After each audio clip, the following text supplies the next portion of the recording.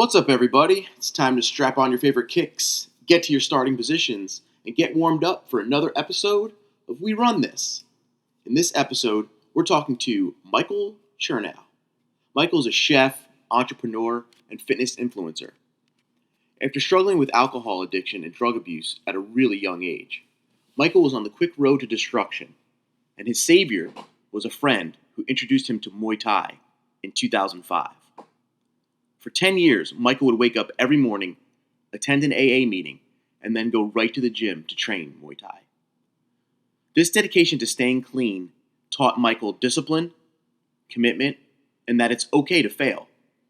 And it also taught him the importance of patience and positivity. So after doing the Muay Thai thing and then a few years pounding the pavement training for 2 different marathons, Michael is now preparing for a bodybuilding competition after getting his pro card earlier this year. In this candid interview with Nick and I, Michael tells us his thoughts about all different things: fitness, discipline, his philosophies on life, and a hardcore dedication to an NFL team that really keeps letting him down. So let's jump right into the conversation and meet Michael Chernow.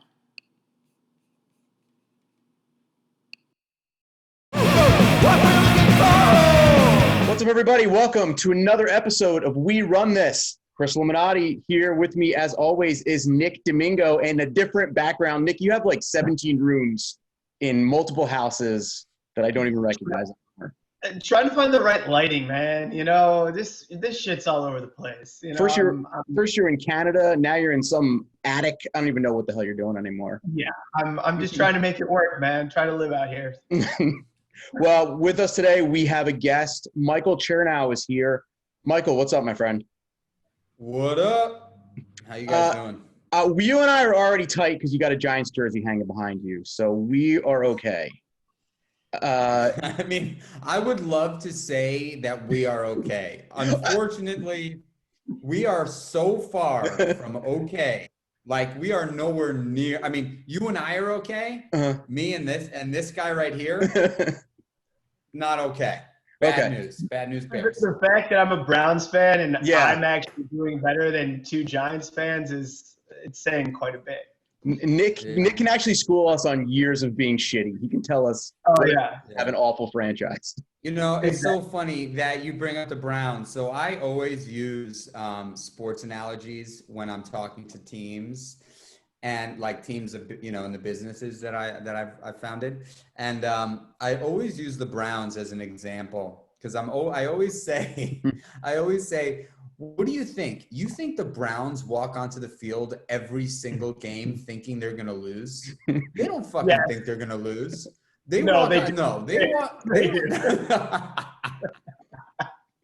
No, man. I'm sure those locker room chats before they hit the field are like, we're gonna go out there, we're gonna kick some fucking ass. They walk out there optimistic, and unfortunately, they are the kings of getting kicked down and getting back up. The kings. That's the life of a Clevelander, man. You're right. They don't go into it. I agree with you. I don't think they go into it thinking they're gonna lose, but sadly, the last 20 years have produced different results. But that's a different conversation for a different day. Trust me, I could go all day. Actually, I'm going to use that to transition right here because we can talk about business and we're going to talk about all your businesses and your fitness journey and stuff like that. But I think the difference there is, so the Cleveland Browns in the past probably did walk on the field and think they were going to get the shit kicked out of them. But then when you bring in like Baker Mayfield and OBJ, guys with a little bit of swagger, maybe that kind of changes. So, Michael, how's that in business? Like when you bring in people with a little bit of swagger, how does that change? You know, here's the deal. My philosophy is you are as strong as your weakest link. And so if the team is not supporting either the newcomers or the people that are sick or the people that have got other shit going on in their lives that are keeping them from being present, you're totally screwed, right? So, you know, I believe in my heart of hearts that you are as strong as your weakest link. It doesn't matter if you have the new hottest, you know, whatever, CFO, COO. It's really about how the team is working together. And if they're not working together on a regular basis, in unison, cohesive, you're in big trouble. And that's why I'll go back to the Giants. We're a brand new team. We're like, we don't know each other well. We haven't played with each other long enough. It's a real, I mean, everything from the coach, the GM is only 2 years old. I mean, 3 years old. I mean, everybody, it's like a, I don't know, it's literally like a junior varsity. And so, you know, in business, similarly, you've got to spend time together, real time together, in order to sort of get your groove. So along those same lines, like how long do you find it? Obviously, a sports analogy is one thing. You know, a sports team, like you have to turn it around pretty quickly. In your life, with business, the people you work with, you surround yourself with, you know, what's your patience for that? Like, how fast are you expecting results and that continuity and that cohesion to come together? Well, you know, so I guess I would describe myself as a real hands-on leader. I am, specifically for the first couple of years that I launch and I'm running a business, I'm in the trenches hard. I am, you know, and I'm in the restaurant business. So what that means is I'm at the restaurant. Literally, most people that don't know who I am, actually, when they see me running around the restaurant, they think I'm like a waiter or busboy or, you know, bartender, whatever it is, because I'm like all over the place. Cook. And so, you know, I have an enormous amount of patience for harmony, because I know it takes time. I also have a very threshold for pain. You know, and I guess we'll get into it when I tell my story a little bit, but you know, I walked a pretty rough path for a number of years, from my teenage years to my early 20s. And something changed for me in my early 20s, where I started taking my life very seriously, in a fun way, but I really started to buckle down and create something for myself. And the first thing I did, or the first thing that was interesting when those changes started to happen, was martial arts. And so I got deeply involved in Muay Thai kickboxing, and getting, you know, being put into a scenario where I was literally getting my ass kicked, like actually getting like my ass kicked on a very, very regular basis, learning that the only thing I had to do was get back up. That was the only thing I had to do, because I knew that I wasn't going to go in there and kick someone's ass. These guys have been doing it for so much longer than me. So really, I think the name of the game is getting back up in everything. If you do not give up, and you have the dignity, the integrity, the desire, the passion to want to get back up, everything else will fall into place. Once you throw in your fucking towel, you give up, you quit, you know, like, let's talk about fitness and nutrition, you know, like you say, all right, today I'm going to start. And then you got a party to go to 4 days later. And at that party, there's barbecue and brisket and biscuits and fucking cheese plates and, you know, cakes and pies and all sorts of shit. And you just say, F it, I'm going for it. That's okay. All you have to do is get back up. Like, all you have to do is get back to the plan. Most people, once they give in and they're like, fuck it, I'm eating all the brisket. That's it. They fall right back into a pattern of not doing what they actually want to do, and like hating themselves. So the name of the game in anything, as far as I'm concerned, is getting back up. And that's why I think the Cleveland Browns are a team that I use as a reference, because they always get back up. It doesn't matter. They've lost for years. Like, I'm a Giants fan, die hard. Just because the Giants have absolutely sucked for the last 4 years, you better fucking believe that on Sundays at 3:45 for a 4 o'clock or 4:25 game, I am wearing my Giants jersey. I am wearing my Giants hat. My 2 young sons are in their Giants jerseys and their Giants hats. and they really believe that they're going to win that game. Mhm. Like, absolutely. I walk in, I'm like, we're going to win. And so it's all about getting back up. Yeah, I wish I still had that mindset for the Giants. Everything else I'm good, but for the Giants, I wish I had that mindset. But Look, man, it's sort of wavering on me a little bit, but like I still wear the uniform. well, you mentioned it before, but let's walk it back. So, you said fitness is a huge part of your life. It started, you're on this downward slope. Why did you choose Muay Thai? Like a lot of people have that thing. For Nick and I, it was kind of like running for the both of us. Yours was a fighting thing. What attracted you to that? So I guess I'll peel it back even further. I grew up in New York City. I was exposed to a lot of amazing culture and the best of the best restaurants, the epicenter of culture in the United States of America, for sure, fashion and all that stuff. Like I not only was exposed to it, but I really paid attention to it and was passionate about everything, from food to fashion, fitness, and all of it. When I was really young, I wanted to be a ninja. Like I was like, when I was like a little kid, you know what I mean? Like I loved The Last Dragon and Kung Fu flicks and Bruce Lee. And like, I remember like 4, 5, 6 years old. Like I really just wanted to be a ninja. And I remember, I didn't spend a lot of time with my dad, but every once in a while, my dad would take me to Chinatown and we would go into these like little Chinese stores, and in the back of the store that my dad knew about, there were these like, Kung Fu setups. So there'd be like nunchucks and ninja stars and ninja outfits and like the shoes with the split toes. And like, I just loved that whole martial arts thing. I actually, that, I don't know if you guys know that movie, The Last Dragon with Bruce Leroy, but that was a massive movie for me as a young kid. And I ended up having the awesome opportunity to train with Timac, who played Bruce Leroy. He trained me for a while. But anyway, so I think that was something that I always had a dream of sort of like getting into as a young kid. And then when I was 12 years old, I really got into doing drugs and partying and working at night. And so I had my first job in a restaurant when I was 12, 13.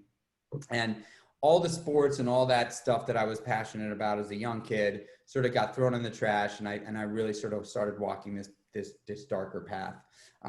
When I was 23, somehow, some way, I was able to really come out on the other side, and I got sober, and I've been sober for the last 16 years.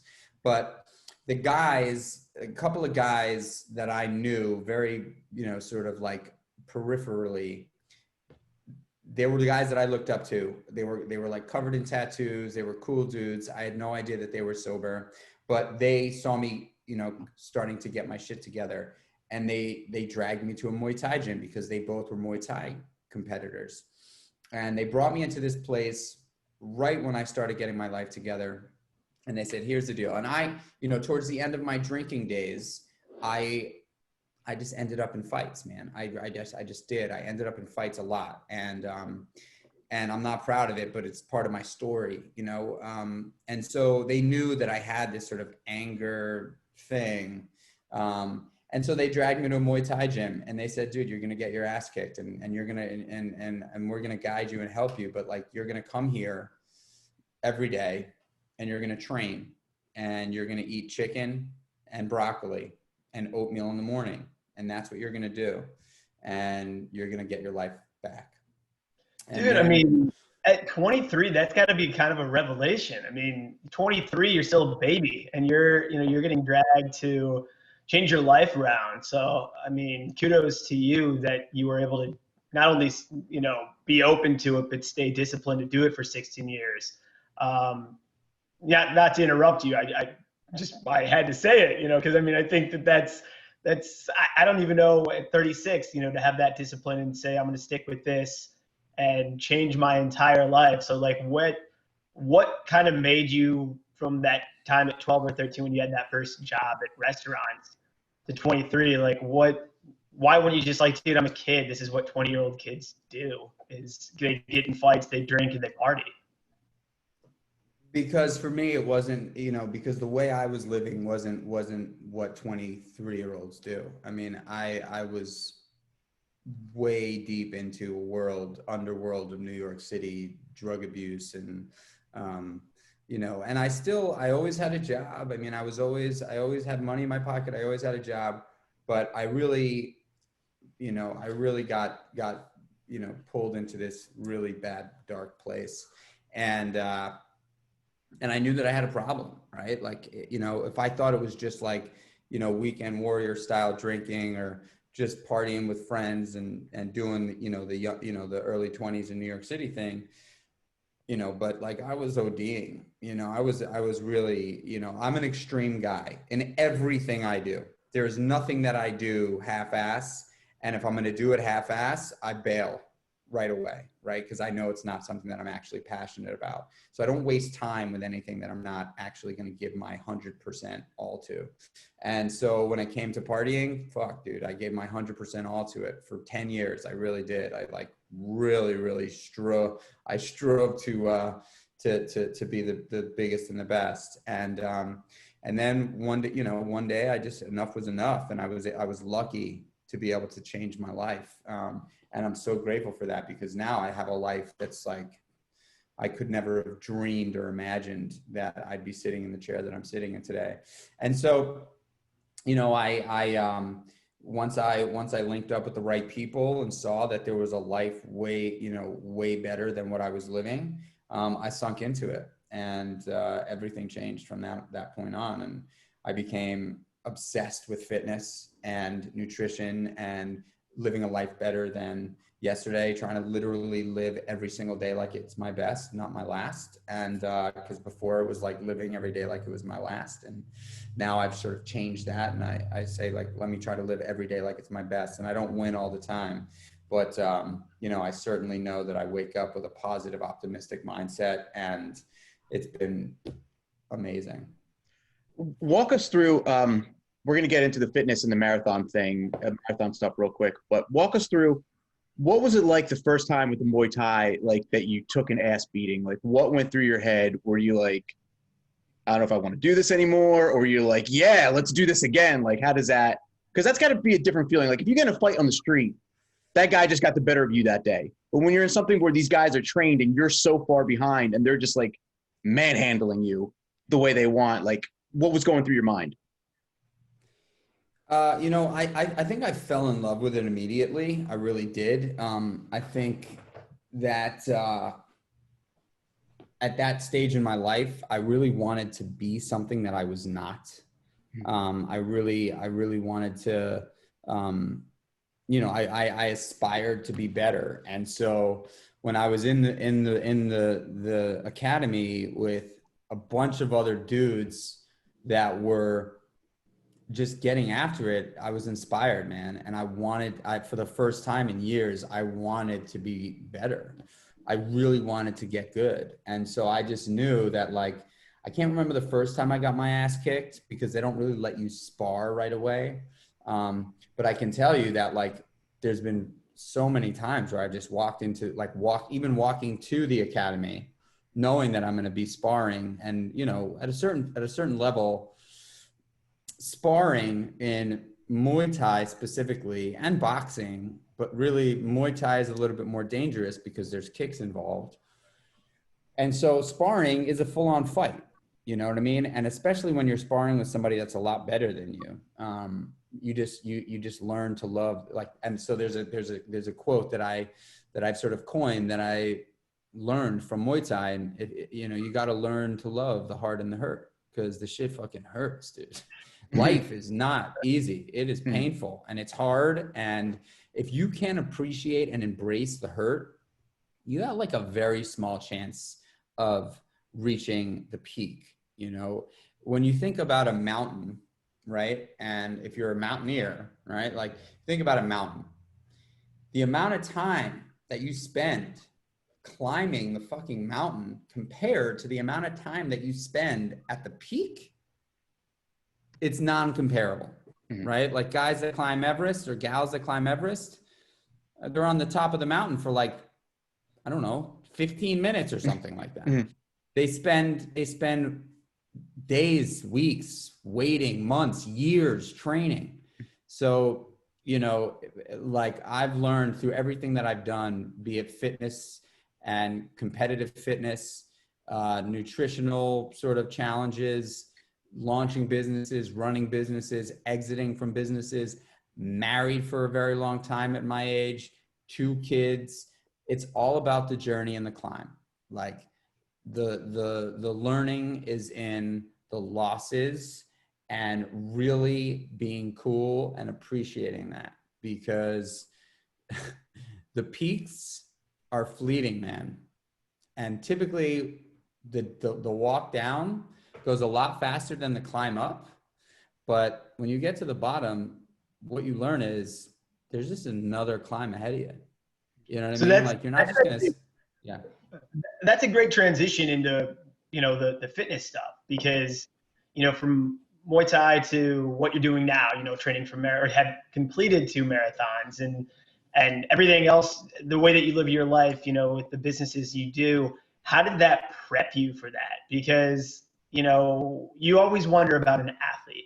The biggest question about a pro athlete is like, what are a great pro athlete? What are they going to do to get that competitive or scratch that competitive itch once there isn't a sport to play anymore? Derek Jeter, what was he going to do after baseball? And you saw he wasn't out of baseball for that much longer. He got back into it after doing the Players Tribune and stuff. So for you, once you completed that, you got out of your dark underground demon that you were in, when you tackled Muay Thai, got good at that, did you have another, what was your next thing that you were like, I need to tackle this? Like, I'm competitive as fuck. I need to do something else to push myself, fail, learn from it, and be great at. Yeah. So, it's interesting you say that. So part of what makes great Muay Thai competitors great is conditioning, right? Like you can have the best hands in the world. You can have the sharpest roundhouse in the world. Your knees can be on fire. Your elbows can be fast and sharp. But if you don't have conditioning, you run out of steam real fast, right? And like 3-minute rounds seems like a short period of time, right? It's about 12 minutes with a minute rest in between. But when you're in there fighting for 3 minutes straight, when there's elbows, knees, fists coming at you, it's fucking very hard. It's really difficult. And so what I learned, what happened to me in Muay Thai was I said, I not only want to have great hands and great skills with my legs, but I really wanted to win everybody with conditioning, because I'm not a big guy. And so the only way I'm going to win is to learn how to take a hit, because I've got to get close to the person. And then I've got to be able to have stamina that's just going to take everybody out and just not get winded. And so I picked up running in a real way. And running became a big part of my training for Muay Thai. And it just, and also running, opened up so many other doors for me to look inside self-development. I mean, I created Meatball Shop on runs. I created Seymour's on runs. All the menu items, everything from the vision of those 2 businesses were sort of developed on long runs. And so when Muay Thai became less a part of my life, I competed Muay Thai and trained Muay Thai for 10 years. I said, I really want to take a stab at long distance running. And so in 2008, I ran a marathon and I did really well. And then I took a bunch of time off of like marathon training. And then I ran my second marathon, which is the New York City Marathon. I led Team City Harvest in 2018. But I'd say in 2016, really, is when I actually got more into weight training, strength training. And 3 weeks ago, I actually just won. Who froze? Competition that I was in, and I got awarded my pro card. So bodybuilding became a big part of my life. and so right now running is a little bit less a part of my life. Long distance running, I still do 3 to 5 miles a couple days a week. But my main focus right now is bodybuilding. And I was after getting that pro card. I really wanted to be a pro athlete. And on September 19th, I made that happen, which was fucking awesome. Well, Dude, that's dope. Congrats. congratulations on Thank that. For the running thing, like no one really can train themselves. Muay Thai, you're either going to be into it or not into it. A lot of people can convince themselves or like coach themselves into liking running. Did you like it at first? Like, were you one of those guys that kind of avoided it at all costs, or did you gravitate towards it immediately? I was told I had to do it to be better. That's a good way to start. And yeah, you know, and I'm also like, I take direction well, you know? Mm-hmm. And so when somebody that I looked up to and was a mentor of mine was like, look, man, like, you know, you can half-ass this, or you can like be really good at it. And if you want to get good at it, you got to run. Mm-hmm. And so you know, in those early days, I remember I was so proud of the Muay Thai stuff that I would wake up at 5:30, 6 o'clock in the morning, every single morning, and I would run around the city in my Muay Thai shorts. And, and I would do these runs. I lived on 2nd Avenue between 5th and 6th Street. I would run down to Canal Street, across Canal Street to the West Side Highway, up to 32nd Street or 34th Street, come back around. And I would do that every single morning before breakfast. And that's what really started my running. Was that like literally the guy that sort of was showing me a lot of tough love because he saw some potential in me, was like, dude, if you want to get anywhere close to being good at this, I'm not talking about great because you're so far from great, but if you want to get good, you got to start running. And so I did, and I learned to love it real fast because it became such a huge part of my life.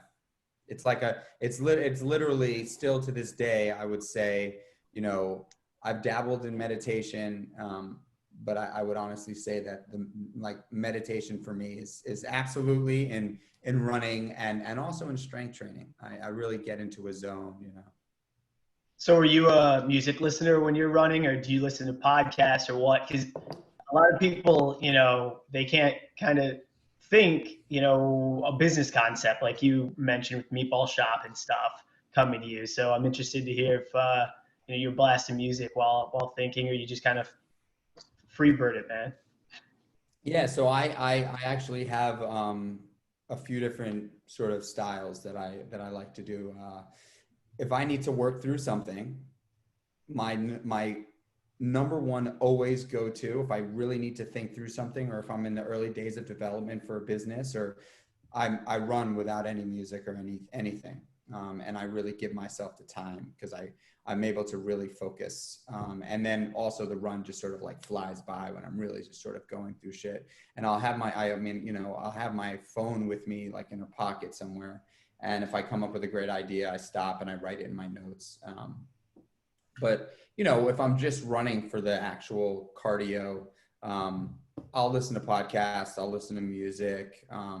You know, there's not a single album in a genre of music that I don't listen to like first. Like I'm just up on Apple Music, new albums constantly. So, you know, I've got an amazing gym at my house upstate. I've also just relocated from New York City about 6-7 months ago when the pandemic really hit. Mm-hmm. Excuse me. My wife and myself and my 2 kids, we packed up our stuff in the city, rented out our place, and moved to our house upstate. And so I've been up here, living in this bubble, you know, like turn this guest room into my office and the garage into my gym. And it's really been, I mean, I hate to say this in this kind of crazy time, but it's been pretty fucking awesome. Like I feel really, yeah, I mean, I just never thought that I'd be so content living outside of New York City because I'm such a New Yorker. Uh-huh. But I'm happy. I'm sure half of New York is living around you right now. Yeah. I mean, the property values are insane up here. Yeah. Now, what part of New York? No one ever thought that it's a little town called Ghent. It's just outside of Hudson, New York. Okay. Yeah. Somewhat familiar. So back to the running and then transitioning. So how did you go from I want to run to now I want to competitively lift weights and do strength training? How did that happen?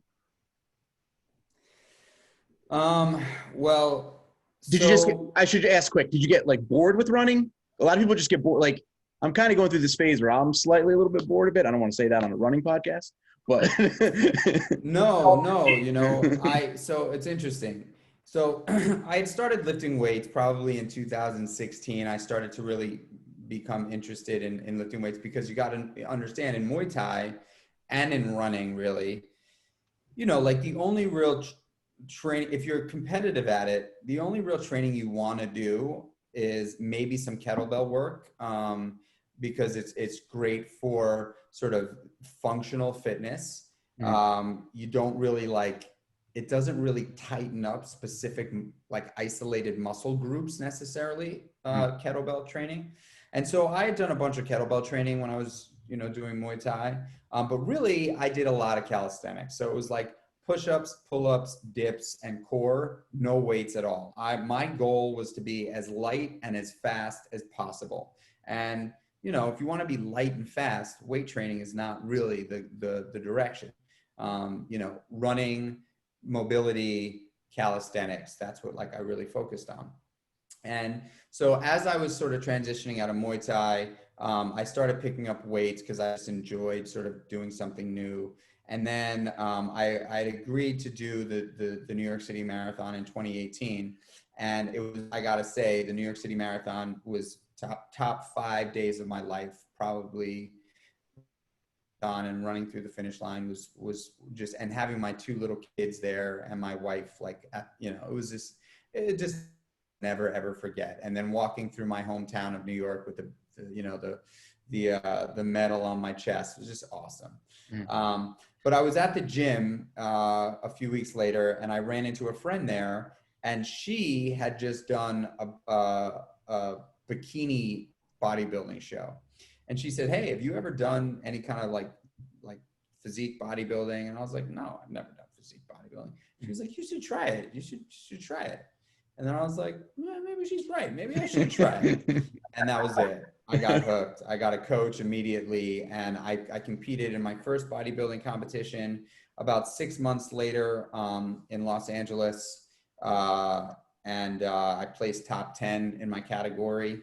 I didn't place in the top 3. And then I really got serious, and I said, I'm going to give myself a year to really put time and energy into it, try to put on a little muscle, and take it seriously, of course, naturally, not with steroids or anything like that, though I have nothing against steroids, but just for me, it's a natural thing. And so I started training really hard with a coach who knew that I was like a dedicated athlete, and he gave me a lot of his time, and he really sort of just knew that anything he said I was going to do. And I went out there and I gave it my all. And we had a show that was scheduled for May 30th.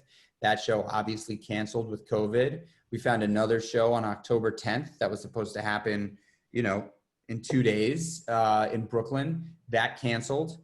And this was back in August when they had canceled that show. So we were like, fuck, man. And it's really the training is not something that's challenging, but in bodybuilding, it's the nutrition that's really hard. And so we were really close, and you start dieting 3 months before a show because, on stage, you're like 3% or less body fat. And it's really hard to get to that place. And so you take time getting down there. And so in August, I was looking really good. I was I was right there for this October show. And then he said, "Look, man, I don't think it's going to happen this year." And it was devastating because I was training so hard and I was so dialed in on my nutrition. And so I said, "You know what, man, I'm going to dissect the bodybuilding world and find a show." And sure enough, somehow, some way, I found an OCB show on September 19th in Maine, just outside of Freeport or Portland, Maine. And it was a small show, but I showed up. There was like 35 people there, and I gave it my all, and I won the men's physique novice and the men's physique open categories. And then they gave me my pro card, and it was well worth.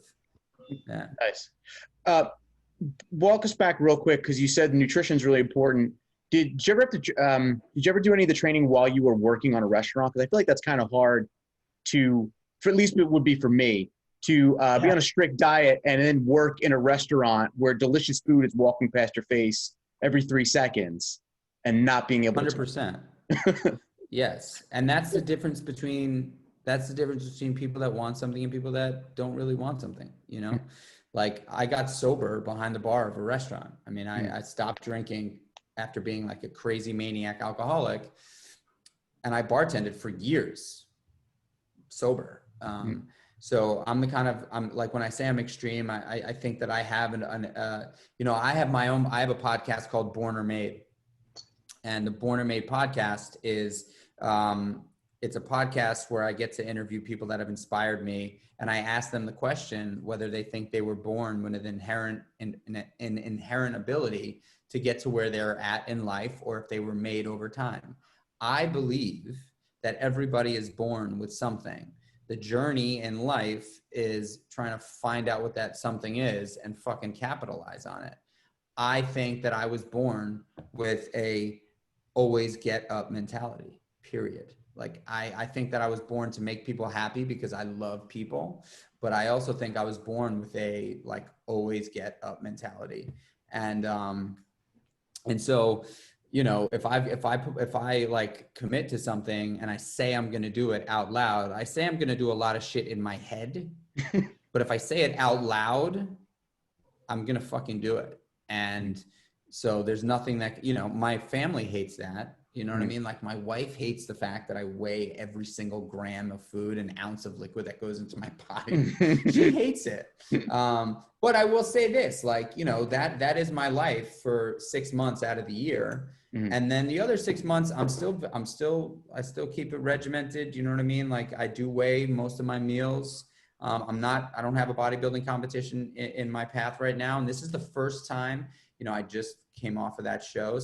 But this is the first time in a long time that I do not have my next mountain to climb in front of me outside of a business that I'm launching soon. So I said, you know, the physical challenges have been backed up year after year after year. Every year I have some big fitness challenge to complete. But I said consciously this year, you know, for the next 12 to 18 months, I'm not going to put a physical challenge in my path, because I'm launching a new business, and that is what I'm going to focus on. You know, of course, my family first, but the business is really what I'm going to put my energy towards. I'm going to train my fucking ass off so that once that business is up and running and ready and rocking and rolling, I can then choose what I want to do next in terms of fitness. But yeah, I don't have any competitions that I'm staring down the barrel of right now. My like final question for you is pretty simple, but like, how the fuck do you do it all, man? Like, how do you have work-life balance and put your family first and run successful businesses and take care of yourself and compete and be a pro athlete? Like, it's amazing and inspiring to hear, but like, what's your secret sauce, bro? You know, I think it's a really good question. I get asked a lot. And I can honestly say I don't know what propels me to want to literally live a life where I try to be better every day. I have habits that I have implemented into my life consistently that give me the confidence to want to win and want others around me to win. And so I really do believe that we are our habits, and that's good and bad. So for me, I've been lucky enough to like place little wins in my day every single day that allow me to walk through life knowing that every single day there's going to be some sort of a win. And those little wins ultimately manifest into great opportunities and victories. And, you know, and those little habits, man, they're so small, but like, you know, I wake up every single morning very early. I wake up at 5:15 every morning. The second I open my eyes, I smile from ear to ear and I hold it for 15 seconds. Literally, it's weird, but I hold that smile for 15 seconds and I can literally feel like positivity wash over my body, sort of like when you're lying on the beach at like noontime, and the sun is so strong, and you can feel that warmth just sort of like totally penetrate your body. I feel that every single morning when I open my eyes and I smile from ear to ear. I start my day with positivity and optimism right out the gate. It's become a habit that's ingrained in me. And then I have a whole morning routine that I do.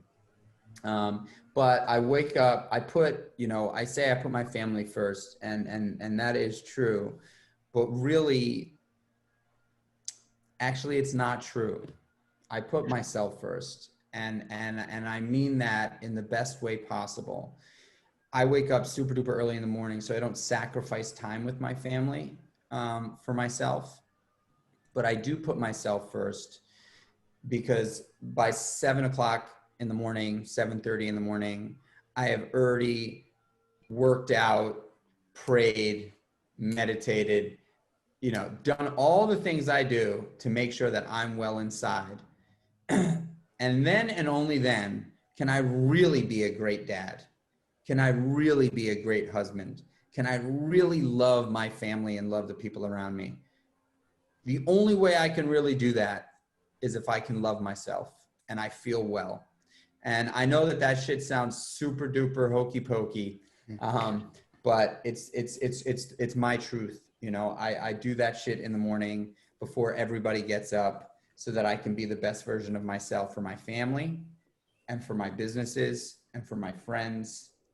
And I think that piece right there, the fitness and nutrition piece that I take care of first thing in the morning, is my foundation. And I feel so goddamn good when I'm like, I can't wait to go to bed at night to wake up in the morning to train. I can't. It's like crazy, but because I know how good it makes me feel. And so when you ask the question, what do you think it is? What's the secret sauce? I think that's it, man. I think it's laying the foundation of the wins that are going to make you feel good on not a weekly basis or a monthly basis, but on a motherfucking daily basis. How do you win every single day in the beginning of your day, so that the rest of your day, you're starting on top? And that's it. Nice. Well, I really like that. But I have one final question. I mean, I want to end on that, but something you said something you said the whole time popped in my head, and I kind of just like stuff like that. So I want to spitball with you. You watch what you eat, fitness, regimented, everything is measured. Let's pretend there's an empty plate right in front of you. This meal doesn't count. You don't have to weigh it. It's not calories. It's nothing. You got an empty plate. You can build it with whatever you want on that plate. What's going on there?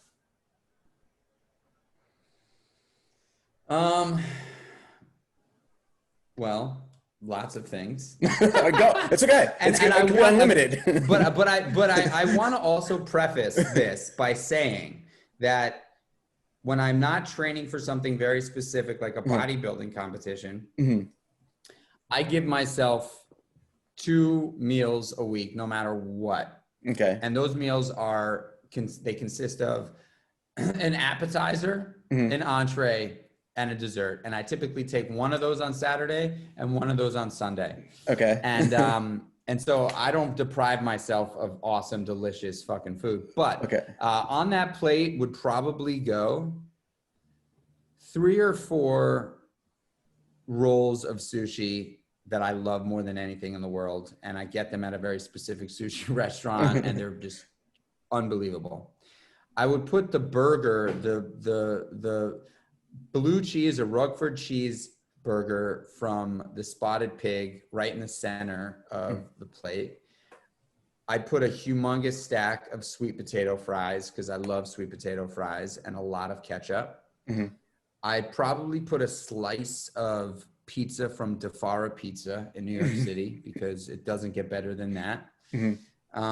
And next to that, I would have a smallish bowl of Kraft mac and cheese with like double cheese powder. That's so random. Yeah. It's so random because you came with all these like specific places. Then you're like fucking Kraft mac and cheese right here. I do. Kraft mac and cheese just holds a very special place in my heart.